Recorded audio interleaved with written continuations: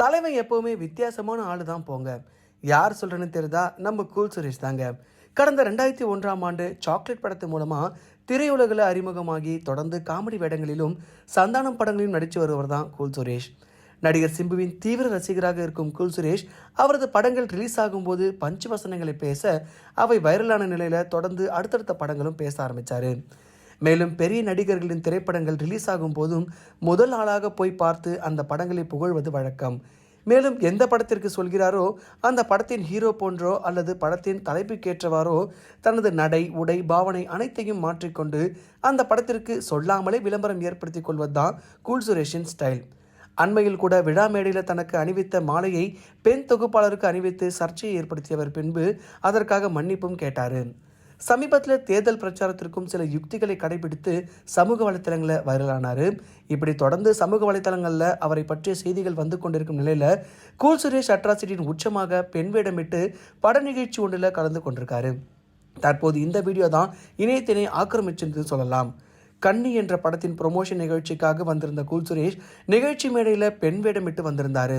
இதனை கண்ட அனைவரும் ஒரு நிமிடம் யார் என்று அடையாளம் தெரியாமல் ஷாக்கான பின்னர் கூல் சுரேஷ் என்று தெரிந்து கொண்டு அவரை ரசித்தாங்களாம்.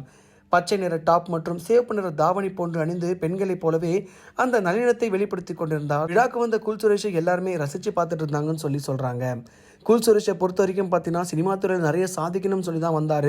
ஆரம்பத்தில் பார்த்தீங்கன்னா இந்த பொறுக்கி கேங்ஸ்டர் கேரக்டரில் இருந்த இவர் அடுத்தடுத்து பார்த்தீங்கன்னா ரொம்ப கேரக்டர் ஆர்டிஸ்டாக பண்ண ஆரம்பித்தார். அதுவும் சந்தானத்தை கூட தான் பண்ண ஆரம்பித்தார். இவர் ஆரம்பத்தில் ரொம்பவே கஷ்டப்பட்டா சினிமா துறையில் வந்தாலுமே இவருக்கான கரெக்டான ரெகக்னிஷன் கிடைக்காத ஒரே காரணத்தாக தான் இப்படி ரிவ்யூவராக மாற்றிட்டாருன்னு சொல்லலாம்.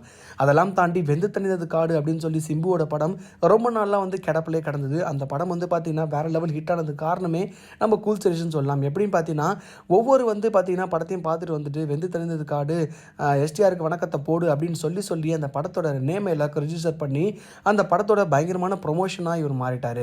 அதற்காக சிம்பு தனியாக கூப்பிட்டு இவரை பாராட்டணும்னு சொல்லலாம். இதே லைனை நம்ம பிடிச்சிக்கலாம்னு சொல்லி தான் எல்லா படத்தோட ப்ரொமோஷனுக்கும் காசு வாங்கிட்டு போய் பர்ஃபார்மன்ஸ் பண்ணுறாருன்னா அப்போ நீங்கள் ஆச்சரியப்படணும்னு சொல்லலாம். ஒரு காலகட்டத்தில் பார்த்தீங்கன்னா ஒன்றுமே இல்லாமல் வாழ்ந்துட்டு இருந்த கூல் சுரேஷ் இப்போ பார்த்தீங்கன்னா பட வாய்ப்புகள் அதிகரிக்கப்பட்டு நிறைய படங்களில் ஒரு முக்கியமான கேரக்டர் நடிச்சிட்டு இருக்கான்றது குறிப்பிடத்தக்கது.